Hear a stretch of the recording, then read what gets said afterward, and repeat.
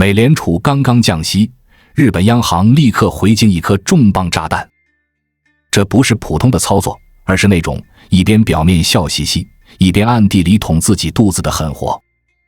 你以为日本央妈疯了？其实这是全球金融大棋局里最惊心动魄的一步。还记得不久前吗？美国财长耶伦才刚刚放话让日本加息，逻辑很清楚，只要日元收紧，原来那些漂泊在外的日元套息资金就会乖乖回流日本，那时候美元就能顺势取而代之，成为全新的全球融资货币。换句话说，这是一场货币接力。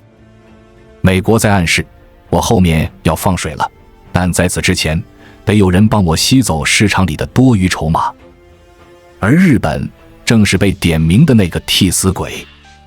想象一下，假如日本真听话，不仅加息还持续缩表，那就等于直接把美国的底牌亮了出来，美联储准备大规模印钱。对美国而言，这样的棋局是完美的，美元可以在弱势周期里抄底全世界的优质资产。可问题来了，日本人真会甘心替美国背锅吗？最新进展一出来，大家都惊呆了。日本央行居然宣布要抛售自己持有的 ETF 和不动产信托基金 J-REIT 资产。注意，这可不是小打小闹，而是经过一致投票通过的重大决策。要知道，日本央妈这些年最大的骚操作就是直接下场买股票，靠买 ETF 来稳住内需。可以说，日本股市里有一大半的支撑都来自央行。如果没有这些年日本央行的无下限买，日本经济可能早就跌得惨不忍睹。那么问题来了，为什么要在这个时候突然宣布要卖？这背后可不只是紧缩2个字能解释的。要知道，日本为了摆脱通缩，已经折腾了20-30年，哪怕终于在最近才好不容易见到久违的通胀苗头。对于日本人来说，那种激动程度就像是一个30岁还没谈过恋爱的青年突然被女神点头，这可是本世纪的第一次啊！所以哪怕只是一点点通胀回归，对日本都是千盼万盼的希望。那现在央妈居然要主动砸股市，等于自己把刚点燃的火苗扑灭，这合理吗？如果你稍微回想，就会发现日本央行这2年每次加息都磨磨蹭蹭，生怕哪一步太快把股市拖下水。去年6月他们加息一点点，就差点把日本股市直接掀翻，当时下的黑田东彦差点原地昏厥。所以日本央行本心从来不是要收紧，而是想拖，能拖多久拖多久。但现在他们突然摆出一副我很听话，我要抛股票的架势，这不是真心紧缩，而是表演紧缩。为什么要演？因为美国要降息了，全球的美元将变得极为宽松。在这个局里，美国绝不允许日元再去抢弱美元的风头。想象一下，如果美元要走弱，用来收割全世界的资产，这时候日元比美元更弱，那是不是相当于给日本送了个白捡机会？美元岂不是成了日本人发财的嫁衣？这怎么行？美国人玩金融霸权，最怕的就是别人顺势薅羊毛，所以他们必须用尽一切手段，让日元别乱跑。看到这里，你可能会问，盟友不是应该互相帮衬吗？别傻了，到了这种关键时刻，美国人眼里只有利益，没有盟友。看看欧洲就知道了。川普天天吆喝，让欧洲对所有还买俄罗斯石油的国家实施2级制裁，要么断交，要么关税直接翻倍，动不动就是100%以上的惩罚税，而且还一副我是为你好的姿态。可你换个角度想，如果欧洲真这么干，马上就会失去印度的石油倒卖、俄罗斯的能源、中国的市场和供应链。结果，一个被彻底孤立的欧洲，就等于把脖子伸到美国人刀下。美国能放过？不存在的。那日本呢？日本更鸡贼，表面上摆出绝对听话，宣布抛售资产，可你仔细看计划，速度慢到离谱，要花100年才能把央行手里的日本股票卖完。这不是拖字诀是什么？阳奉阴违才是日本人的老传统。反观欧洲，就像个新兵蛋子，被美国渗透的千疮百孔，一边要忍受俄罗斯的威胁，一边要听从美国的命令，早就没了所谓战略自主。而日本不一样，日本虽然也是盟友，但他们懂得装，嘴上喊着遵命，手里却暗戳戳打算盘。说白了，日本从骨子里清楚，只要真把自己经济玩死，美国绝不会替他们收尸。与此同时，川普的动作很快，就在欧洲和日本被不断收割的时候，他已经跑去英国，签下史上最大规模的科技合作协议。这背后逻辑特别耐人寻味。美国人心里很清楚，真正能信得过的，只有同源同宗的兄弟英美这对老牌盎撒联盟。其他人不管交多少次盟友，在关键节点都是待宰的羔羊。所以美国才会对英国许下巨额承诺，1500亿美元的科技投资。而给日本的要求呢，直接开口要5500亿美元投资基金，还得照单全收，用来重振美国制造业，从半导体到制药，从关键矿产到量子计算，全得由日本来掏钱。这就是区别。英国是要培养，日本是要榨干。很多人看到这里可能会冒出一个问题，为什么美国现在要这么急着动手，非要从日韩和欧洲身上割肉？答案很残酷，时间不在美国这边了。回顾过去2年，拜登搞出1980年以来最凶猛的加息，结果呢？全球居然没有一个主要国家被拉爆。这说明什么？说明世界经济的抗打击能力比美国预期强得多。原本美国打算靠暴力加息，让其他经济体一个个爆雷，再趁机收割资产。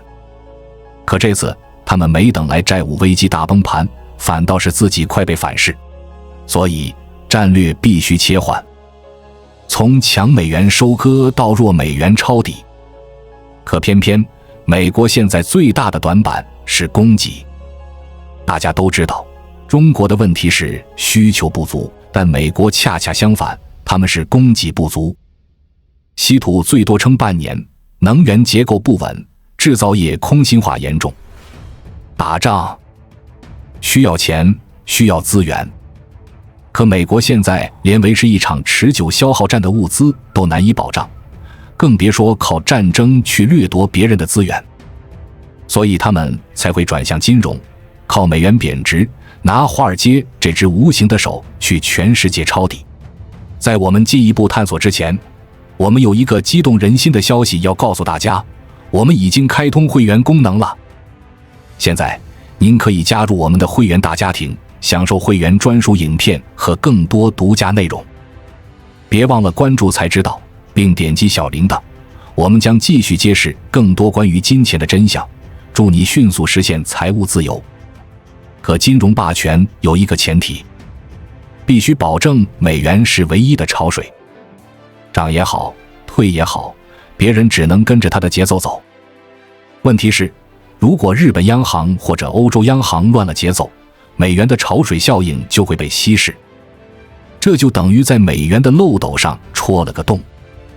一旦漏斗撑不住，美国的霸权地位也就摇摇欲坠。所以你看，这就是为什么牺牲日韩和欧洲成了美国的必然选择。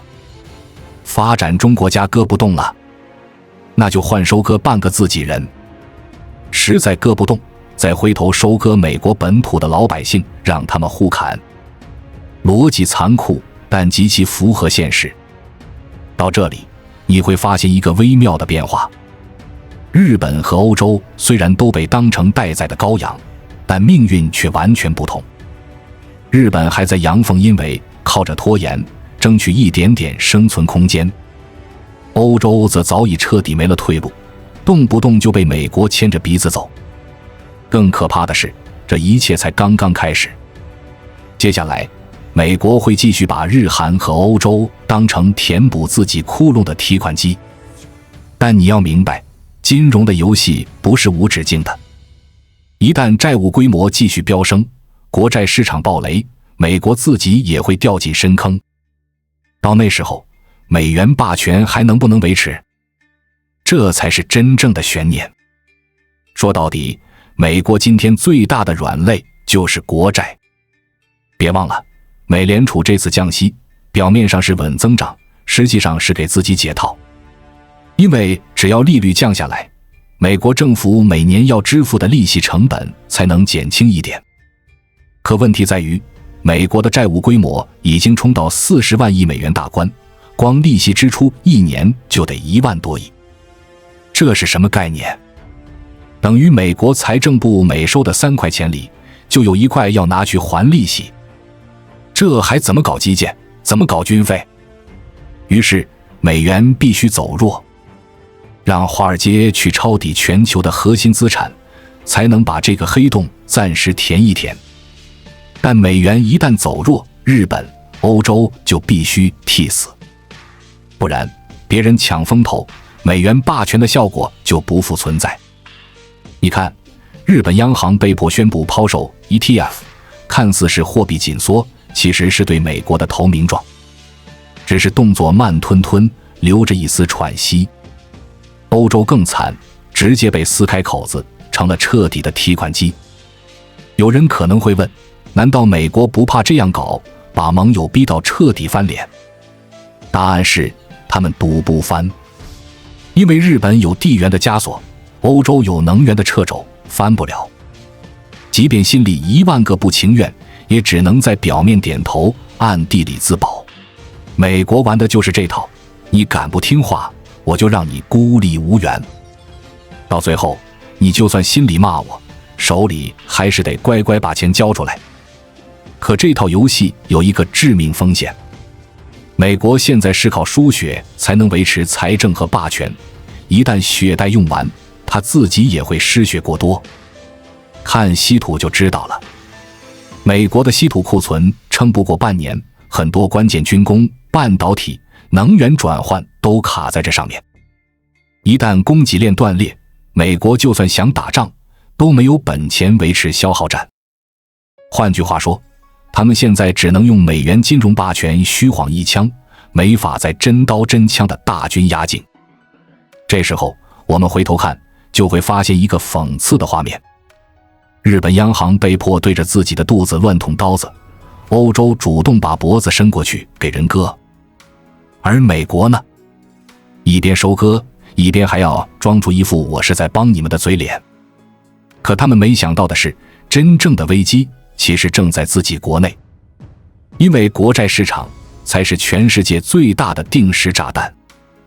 按照美联储的节奏，降息会让更多美元流向市场，可美国的供给不足会导致通胀压力重新抬头。到那时，美国国债的投资价值会进一步缩水。一旦海外资金开始怀疑美国国债的安全性，美元霸权的漏斗就会彻底失效。